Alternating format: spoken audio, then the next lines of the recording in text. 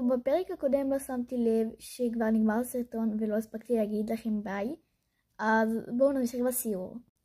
אז ככה, יש לנו כאן את האזור ישיבה המתוק של הילדה. דרך אגב, זה החדר שלה, ואמרתי שאני אראה איך הם עושים סיור, אבל לא עכשיו. אז פה בעצם יש לה מקום ישיבה עם מראה שיש לה אורות כזה. לא יודעת אם ממש רואים במצלמה. ממש חמוד, ויש שתי שטיחים מתוקים.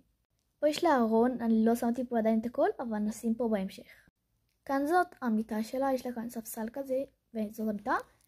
3 מנורות, וכזה, שזה מנורה חמודה כזאת. פה יש לה שידת איפור עם שולחן כזה קטן, ומקום לשבת. גם פה 3 שטיחים קטנים וחמודים. והארון כמו בחדר של ההורים, כזה ארון. כן. כשאנחנו ממשיכים לגלול בבית, אנחנו מציעים פה את השירותים. מגבות, כל מיני דברים לטיפוח. פה זה השמפואים שלהם, והמרכך וסבון גוף. שירותים ואמבטיה ומראה, סתם אם רוצים להסתכל עליכם. לעשות פרצופים למראה במקלחת. אריאל רצה לעשות את זה, אז הוא שם פה, אבל זה רק בסיפור. ובדיוק אני פשוט שמתי, כי אמרתי אולי אריאל כזה יגיד שהוא רוצה לעשות כזה פרצופים במראה. אוקיי, אז פה זה סתם איזה מקום, כי לא נשאר לי מה לעשות כל כך. אז פשוט עשיתי פה מיטה, וגם זה מקום קטן. פשוט עשיתי פה מיטה קטנה כזאת מוזרה, ומקום כזה לשחייה. לא, להיכנס כזה עם בגד ים לנוח, נגיד או משהו. ופה המטבח היפה.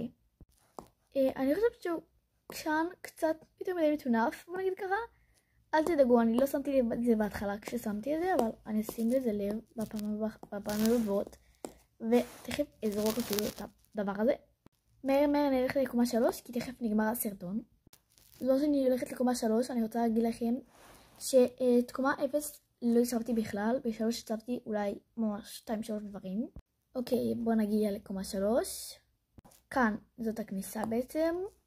יש לנו כאן את החדר של הילד הקטן. בריכת כדורים כזה, וכאן.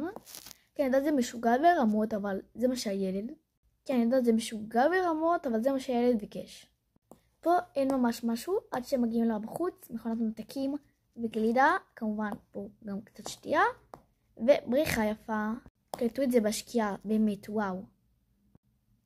טוב, אז ביי ונתראה בסדרה.